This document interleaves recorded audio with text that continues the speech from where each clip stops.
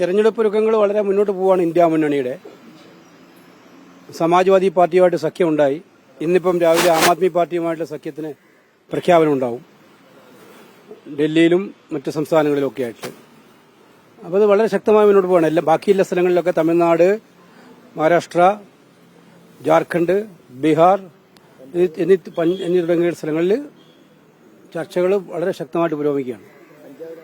പഞ്ചാബിൽ ഞങ്ങൾ തമ്മിൽ സഖ്യമില്ല, മത്സരമാണ് ആം ആദ്മി പാർട്ടിയും കോൺഗ്രസും. കാരണം കോൺഗ്രസ് പ്രതിപക്ഷത്തും ആം ആദ്മി പാർട്ടി ഭരണപക്ഷത്തുമാണ്. ഇവിടെ CPM കോൺഗ്രസുമായിട്ട് സഖ്യം ഉണ്ടാക്കാൻ പറ്റുമോ? അതേ അവസ്ഥയാണ് പഞ്ചാബിലും. അതുകൊണ്ട് അത് രണ്ട് പാർട്ടികൾക്കും മനസ്സിലാവുന്ന കാര്യമാണ്. അതുകൊണ്ട് പഞ്ചാബിൽ അത് നേരത്തെ പറഞ്ഞതാണ്, പഞ്ചാബിൽ സഖ്യമില്ല. സഖ്യമില്ലെങ്കിലും പഞ്ചാബിൽ ജയിക്കുന്നത് ഇന്ത്യ മുന്നണി തന്നെയായിരിക്കും.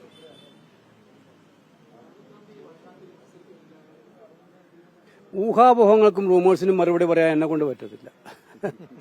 അത് നിങ്ങൾക്ക് വിട്ടുകതിരിക്കുക. ഇനി തെരഞ്ഞെടുപ്പ് സ്ഥാനാർത്ഥികളെ പ്രഖ്യാപിക്കുന്നവരെ സ്ഥാനാർത്ഥികളെ നിങ്ങൾക്ക് തീരുമാനിക്കാം.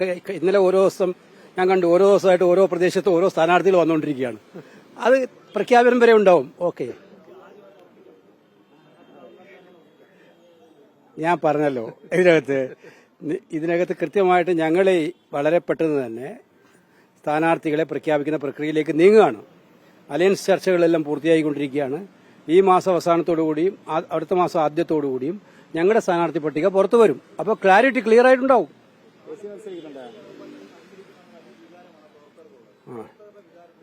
ഞാനത് ബഹുമാനിക്കുന്നതാണ്. പ്രവർത്തകരുടെ വികാരം മാനിച്ചു നിൽക്കുന്ന ഒരു സാധാരണ പ്രവർത്തകനാണ് ഞാനും. അവരുടെ മാനസികാവസ്ഥയുള്ള ഒരാളാണ് ഞാനും.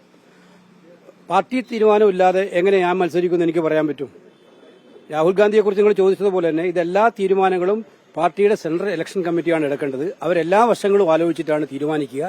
ആ തീരുമാനിക്കാൻ ഏത് തീരുമാനമാണോ ആ തീരുമാനമനുസരിച്ച് പ്രവർത്തിക്കാൻ ഞാൻ ബാധ്യസ്ഥനാണ്. ഞാൻ പൂർണ്ണ മനസ്സോടുകൂടി അതനുസരിച്ച് പ്രവർത്തിക്കും. കഴിഞ്ഞ പ്രാവശ്യം CPMന്റെ പട്ടിക ഒരു മാസം മുമ്പേ വന്നിരുന്നു. പക്ഷെ 19 സീറ്റും ഞങ്ങൾ ജയിച്ചിരുന്നു. അതിലൊന്നും ഞങ്ങൾക്ക് ബേജാറില്ല.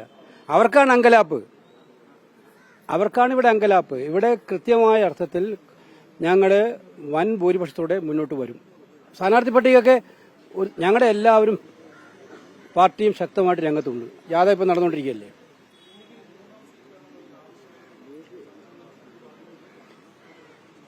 അത്തരം കാര്യങ്ങളൊക്കെ ഐക്യജനാധിപത്യ മുന്നണിക്കകത്ത് നടക്കുന്ന ഇന്റേണൽ ആയിട്ടുള്ള കാര്യങ്ങളാണ്.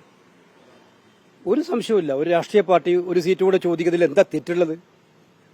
മുസ്ലിം ലീഗിനെ പോലുള്ളൊരു പാർട്ടി ഒരു സീറ്റും കൂടെ ചോദിക്കുന്നത് തെറ്റില്ല. പക്ഷേ പരസ്പരം എല്ലാവരും കൂടെ കൂടി ആലോചിച്ച് ഒരു ശക്തമായിട്ടുള്ള മത്സരം നടത്തുന്നതിന് വേണ്ടിയിട്ട് കൂട്ടായ തീരുമാനങ്ങളുമായി ഞങ്ങൾ മുന്നോട്ട് പോകും. മുന്നണി രാഷ്ട്രീയത്തിൽ ഇതൊക്കെ സ്വാഭാവികമല്ലേ.